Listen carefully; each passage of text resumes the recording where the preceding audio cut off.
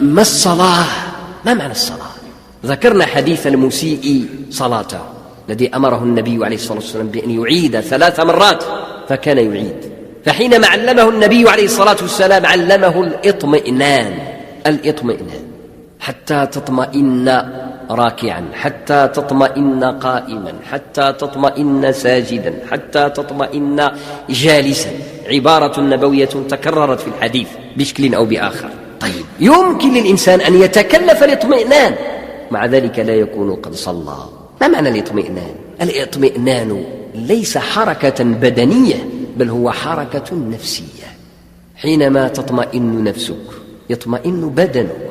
إذا لم تطمئن نفسك أنت بين أحد أمرين: إما أن يستجيب البدن لعدم الاطمئنان فيضطرب، وإما أن يتكلف الاطمئنان ومع ذلك لا تكون مطمئنا.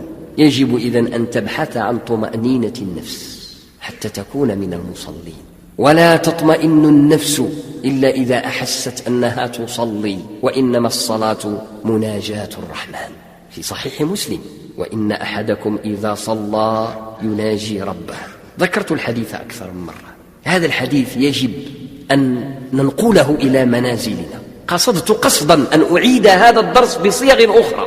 هذه عقبة كبيرة في المجتمع وفي أنفسنا.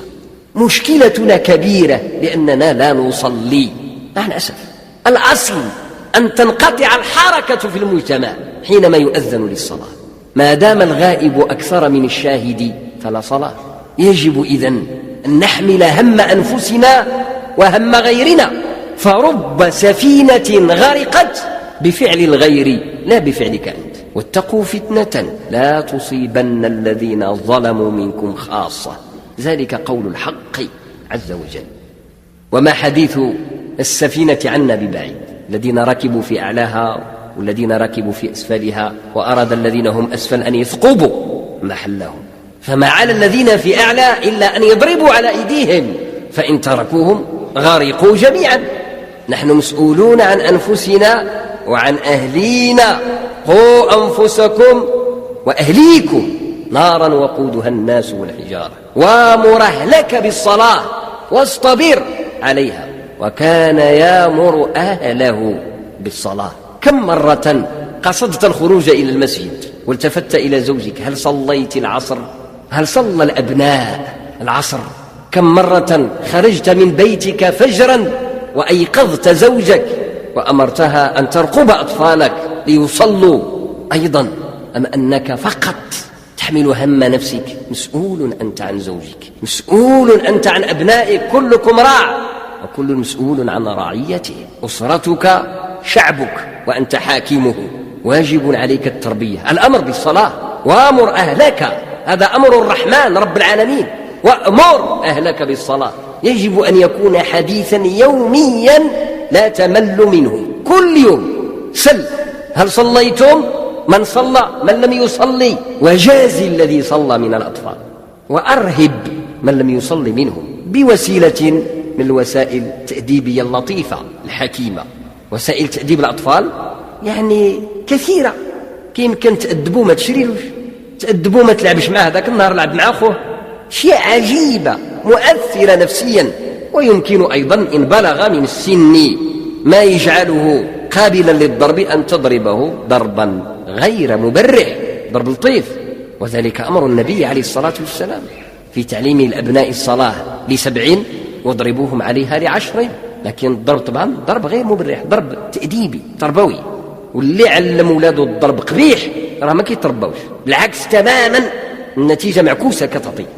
واللي ما ولفهمش الضرب راه نهار كيدير يدو فيهم بواحد الشكل خفيف، ماشي كيألم، غير كتفهموا باللي ضربته، ماشي كتحرقوا الضربة، لا ما كيرضاش، كيتضرب نفسيا ماشي بدنيا. وهذا هو المهم في الضرب، أن يحس بأنه قد غضبت عليه وقد أهنته لأنك قصدت أن تضربه. في الحقيقة أنت ما ضربتوش، واحد ضربة خفيفة أنت ما ضربتوش، قصدت أن تضربه، معنى ذلك أنك قد غضبت عليه وأهنته، وذلك أقسى عقوبة. لكن إلا مولفو كتجلدوه أمره ما يحس، الجلد ديالو صافي يولي بحال الحديد، يفقد الحس، يتبلد حسه.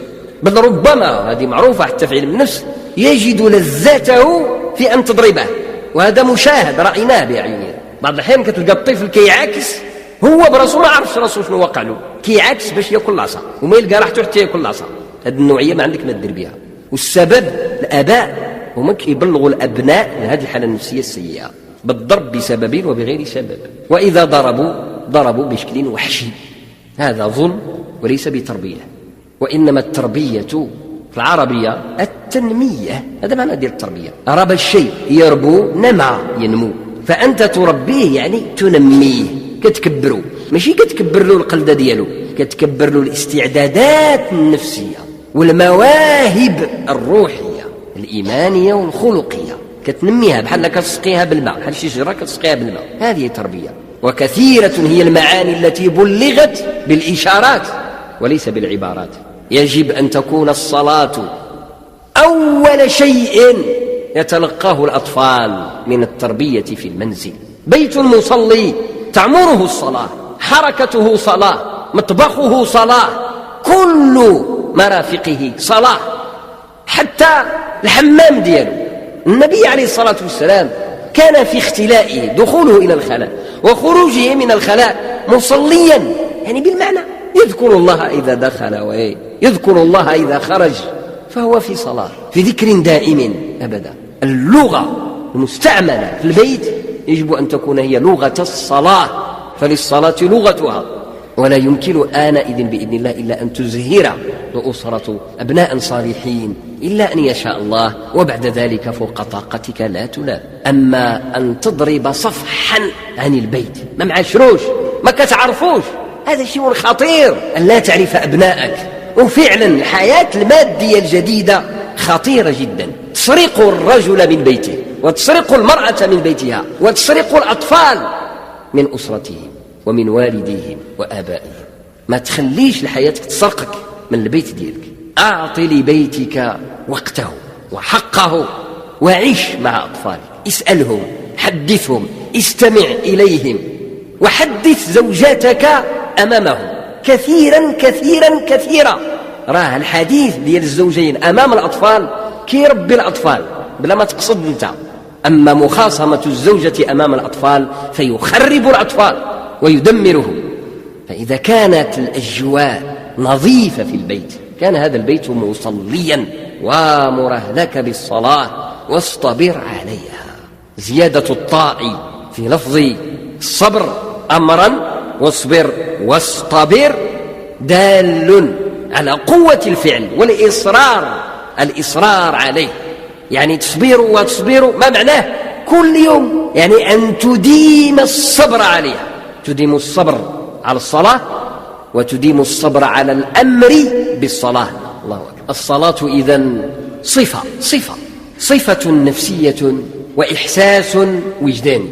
إذا وقر في قلب العبد كان مصليا، وكان مطمئنا، وكان مناجيا ربه في صلاته، ثم كان مربيا. يكفي أن تكون مصليا بهذه المعاني وتصلي ركيعات بمنزلك يتربى بها أطفالك ويتأثرون. ولذلك قلت وما زلت أقول الصلاة حركة في المجتمع. ولذلك أوجب الله عز وجل صلاة الجماعة. قلت أوجبها الله، أنا أعلم فعلا أن الجمهور على أنها سنة مؤكدة، صحيح، ولكن مؤكدة سنة بالجزء فريضة بالكل. معنى ذلك الأذان مندوب ليس فرضا ولا واجبا، ولكنه سنة مؤكدة.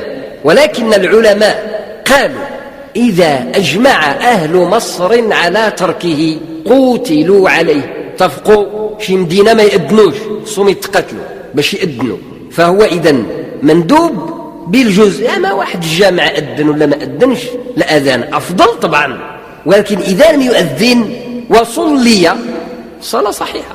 لا تتوقف صحة الصلاة على الأذان، تتوقف على دخول الوقت، ولكنه بالجملة أمر واجب، يعني خصو يكون في البلاد عموم كيتقلوا مندوب بالجزء واجب بالكل. كذلك صلاة الجماعة. واحد المرة الإنسان ما جاء شيء الجماعة لسبب من الأسباب، له عذره، لغير سبب عجز وكسل أساء ولكن صلى بوحده صلاة صحيحة ومجزئة تنقص عن صلاة الجماعة ب25 أو ب27، ولكنها صلاة مجزئة. طيب إذا داوم على ترك الجماعة هذا أمر خطير. ولذلك النبي عليه الصلاة والسلام في أحاديث كثيرة متواترة من حيث معناها أهم يتدرس هذا في علم أصول الفقه كيسميوه هم النبي عليه الصلاة والسلام، أي ما هم بأن يفعله ولم يفعله، بغى يديروا ما داروش، هم بأن يحرق منازل المتخلفين عن الصلاة بما يدل على هول ترك صلاة الجماعة. لماذا؟ لأن الصلاة حركة في المجتمع، خص من اللي وقع الأذان الناس يخرجوا وهما غاديين فين غاديين للجامع، راجعين منين راجعين من الجامع، باش الإسلام كيبقى في البلاد. تصوروا الناس ما كيجيوش للجامع، ما يبقى حتى واحد مسلم، بقاو غير السميات.